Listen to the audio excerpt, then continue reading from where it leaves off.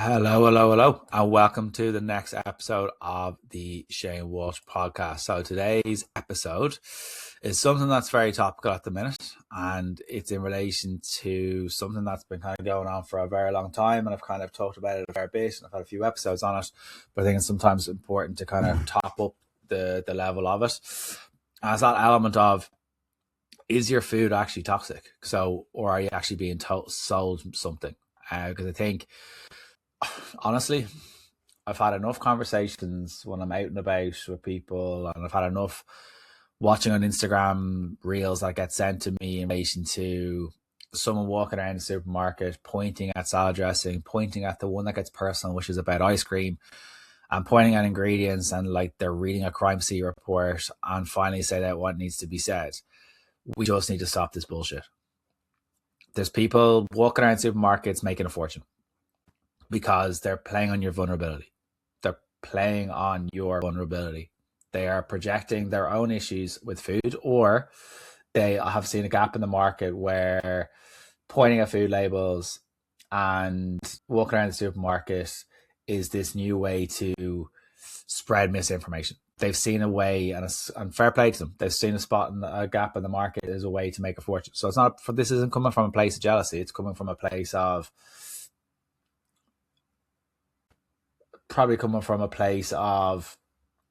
tough love for them, but also coming from a place of it's having a bigger impact that they realize, and they may not care, and that's perfectly cool. They're fully entitled to their opinions, but if they're spreading misinformation and knowingly spreading misinformation, and then also getting book deals and all this kind of crap in order to push that agenda onto people, then that's a very different story, because then it's projecting and creating a lot of food fear. And when it comes from people who are profiting from it, what they're doing to people's relationship with food, and what we need to look at is how we can spot that, and how someone that can be dressing up as health advice.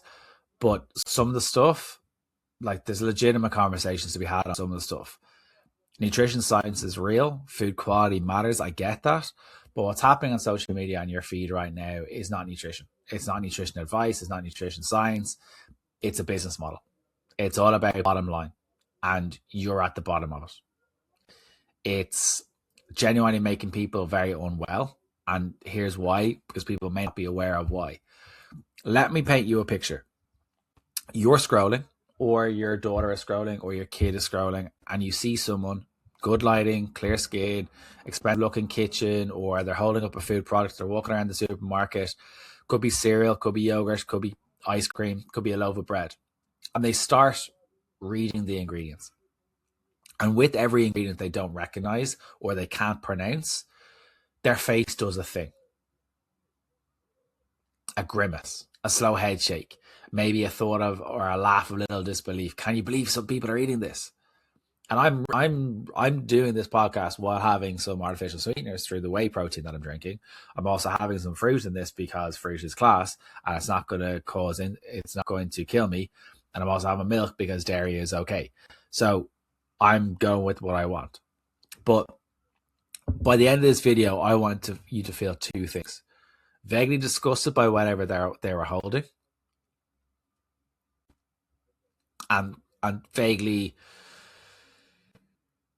quietly terrified about everything in your own kitchen. That's generally what they want you to feel when you're looking at their video. And that's the format. That's how it works. The shock factor, the wow factor. And that works extraordinarily well, because fear is one of the most powerful drivers of human behavior that exists, particularly when it comes to food, body image. Fear makes you stop scrolling.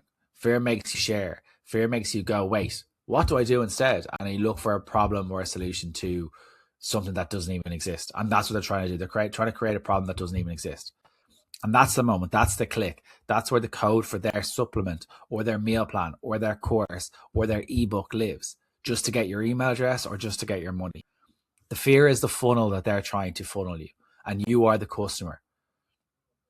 So I want you to look at some of the evidence, because I'm not here just to tell you about food quality doesn't matter. It does. I'm not here to tell you about ultra processed food in unlimited qualities. It's not, because ultra processed food hasn't got a one definition. It's so broad. tin of beans and a chocolate bar are both ultra processed foods, but we know one has huge benefits and one can also help someone stop binging and something to enjoy as part of their daily routine. They both have different makeups, they both have different nutritional qualities, but doesn't mean either or negative.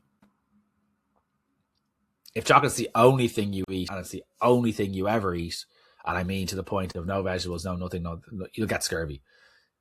And that's being dramatic. But I am here to tell you that a lot of what you're being told online is either wildly exaggerated, completely taken out of context, or is outright wrong. So let's look at some of the big ones. Sweeteners is one of the big ones. A lot of people are worried about it. Aspartame gives you cancer. You've heard it. It's everywhere. But the reality is aspartame has been studied so extensively, more than almost any food additive in history. And the World Health Organization's review in 2023 classified it as possibly carcinogenic, which sounds terrifying until you actually understand that classification also includes aloe vera, pickled vegetables, and working night shifts. So do you go and tell someone, a nurse that's working night shifts, to go give up the job because it's going to be cancer, when it's the only, realistically, that's their job? We know that night shifts are not ideal for health, mental well-being, sleep, long-term, leads to dementia and all these kind of different things. But possibly carcinogenic does not mean causes cancer. It's two very different things. It's two very broad spectrums. It means there's some data worth looking at. And the evidence for harm at normal consumptions level is not there. So if you're having a Coke Zero or a couple of Coke Zeros a day, you'll be fine. Stevia, so be it. The whole thing is, when we look at it, is stevia, natural, therefore good, right, basically. Except natural means nothing in terms of safety. So arsenic is natural. And the research on stevia's effect on gut bacteria is mixed at best. So some people can have impacts on relation to their gut health, laxative effect, distress, etc. And some people may be fine. So there's no out and out link. It's up to the gut microbiome is something that we're all looking at. The honest answer on sweeteners is, at a normal intake, the evidence does not support the level of panic that is being sold. You would have to consume a ridiculously stupid amount of sweeteners on a daily basis to have, over a very, very long time or a long period, to have any impact on your health. Full stop. Then there's seed oils, the villain of the moment at the minute. Sunflower oil, rapeseed oil, canola. You've been told all these about the inflammatory things. They're destroying your gut. They're basically poison. What the actual research says is seed oils contain linoleic acid, which is an omega-6 fatty acid. And the argument is that too much omega-6 relative to omega-3 causes inflammation.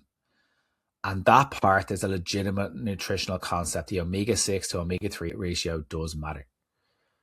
And this is the bit that gets left out of the argument. And the evidence that seed oils is normal dietary amounts causes the level of harm being claimed is not strong. The studies that are shared around are largely animal studies, rat studies. Rats are not humans. They're not randomized control trials. And the studies that get shared that around there that are largely animal studies using heavily oxidized oils, or studies that nobody's actually consuming in real life, the amount that they are consuming. The loudest voices against seed oils tend to be someone selling you beef tallow or grass-fed butter or a carnivore diet plan. It's funny that someone is pushing their agenda onto you, but then they're playing on your vulnerability and they're trying to send sand to someone who lives in the desert. Does that mean you should deep fry everything in vegetable oil every single day? Probably not. Does it mean that olive oil and rapeseed oil in your normal cooking is slowly killing you? Absolutely not. And then there's the next one, which is palm oil, because I think Easter was not too far ago when people were talking about palm oil and the quality of the Easter eggs and stuff like that by certain companies has gone to the dogs. Palm oil gets hit from two angles: health and environment.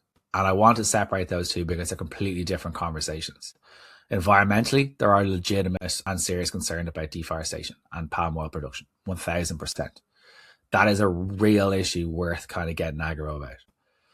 Health-wise, palm oil is high in saturated fats. That's a real thing. Limiting saturated fat intake is genuine evidence behind it. Limiting doesn't mean taking out or stopping altogether. But the palm oil is toxic narrative that it's a poison or is not supported at all. And what you'll notice with all of these is the same pattern: a grain of truth, massively amplified, context completely removed, fear inserted, product waiting at the end. But this is the bit that no one's talking about, and it's a thing called, and I want you to stop right here, listen to this carefully, and something I think is genuinely important, which I see it on a daily basis with my clients on a one-to-one basis. This food fear content and the culture it's creating is making people sick. Not from the seed oils, not from the palm oils, not from the sweeteners, from the anxiety. There's a condition called orthorexia nervosa, okay? And it's not as widely discussed as anorexia or bulimia, but is increasingly common, and it is serious. Orthorexia is this obsession and preoccupation with eating correctly, with eating clean, in inverted commas, with avoiding anything perceived as harmful or impure. It starts with, and almost always from a place that looks like a health conscious place. Someone wants to eat better, they start researching, they start cutting things out, and slowly, quietly, the rules amplify and multiply. No seed oils, no sweeteners, no additives, no non-organic, no gluten, no dairy. And if you eat the wrong thing, if you're at a restaurant, you can't control the ingredients, the anxiety is really, really overwhelming, and the guilt is crushing. I see it so many times, unfortunately. And now that they've done studies in Dublin City University, that I think it's something like over 70% of people are now getting their nutritional information from social media rather than through proper means. These things are heightened, and it's only going to get worse, unfortunately. Your world gets smaller the more rules and the list of your food or your safe foods shortens, and your list of foods that are forbidden gets longer. That's not wellness. That's not health. That's an eating disorder. And the wellness influencer industry, the clean eating content, the ingredient checking videos, the people walking around supermarkets and dancing in the aisles or pointing at food, and I can't believe this. Some people eat this face. There's pouring petrol on it. And because here's what they never say: the stress of obsessing over every single ingredient, the cortisol, the anxiety, the social isolation that comes when you can't eat something at your friend's house, a birthday, a kid's birthday, a dinner. That chronic stress does more immeasurable damage to your body and your mental health than anything else, than any other food ingredient will ever do. If you drink too much water, you will drown. Does that mean water is bad for you? We all know that alcohol isn't great for us, but we binge drink, some people. But we're not worried about that. We know smoking is great or vaping isn't great, but people are doing that. And this isn't coming from a place of me up on a pedestal. It's just making us aware that there are other things and kind of other lower hanging fruits that we could look at rather than trying to blame food. And for a lot of people right now, the dose of food fear is the most toxic thing in their reality and their diet. So how do we spot a bullshitter? And this is the practical bit. I want you to kind of save this, write it down. Number one, they use the word toxic like it's going out of fashion. Toxic in a scientific form kind of means it refers to dose dependent harm. Everything is toxic at the right dose. Water is toxic in sufficient quantity. When someone calls an ingredient toxic without knowing the dose or talking about the dose, They are not speaking scientifically. They're speaking emotionally, and they're trying to sell you something, and they're trying to frighten you. Number two is they cite animal studies. The ingredient causes tumors in rats. Okay, how much of it? Given how, over what period, and also rats are not humans. Many substances that cause that kind of harm in animals at massive doses are completely safe for humans at normal level. If they're not telling you the dose and the context, they're not telling you the truth. Number three is they have something to sell. And this one is simple. Who is funding the information they're trying to siphon off you? If every ingredient they flag happens to be replaced by something they sell, or they say, well, I'm a carnivore because of this and the seed oil or rapeseed oil or whatever it might be, or here's my affiliate link, there's conflict of interest. If they're trying to push an agenda of a book that they're trying to sell that's going to cause, that solves the problem to an ultra processed food thing, and they have a book promoting that bullshit elsewhere, that doesn't mean they're automatically wrong. It means that we should read the book from a place of open-mindedness and look at and make your own decision on it. But a lot of us, food is such an emotional thing, we may not have the skill set or the mindset to spot what is proper information. If they're following the money, they will always follow the money, and they're trying to push something. They offer no nuances. Number four. Real nutrition science is full of it depends. And I have a sign here behind me from one of my clients saying, with my sayings from the podcast. And on it says, it depends. It depends is one of the most annoying answers you'll ever hear from a nutritionist. It depends on quantity. It depends on overall diet. It depends on individual health. It depends on what the research actually shows, which is always changing. It depends on anyone who speaks on absolutes about nutrition. This is poison, this is pure, this is toxic, this will heal you, is not speaking from a place of science.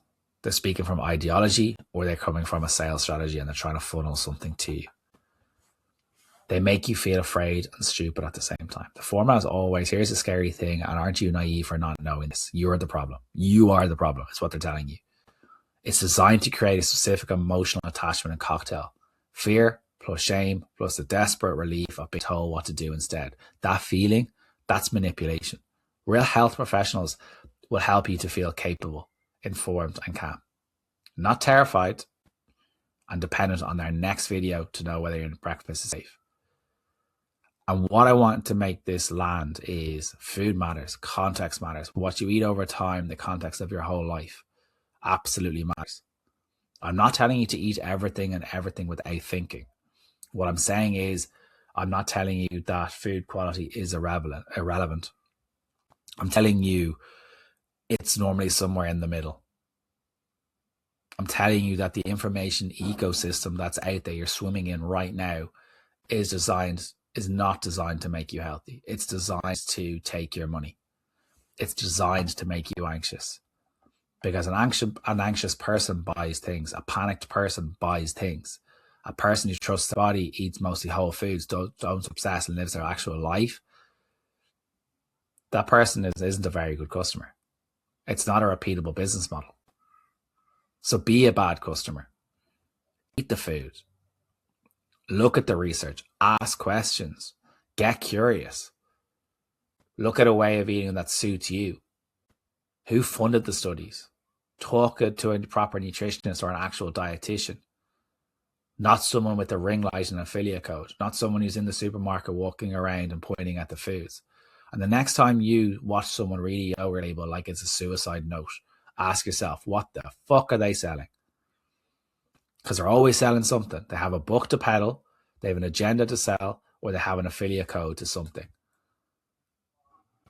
I hope this episode has helped. If you have any queries or questions, post the comments below. Don't be afraid. And don't forget to follow the podcast on YouTube. Share it with your friends and listen to it on Spotify and up on iTunes.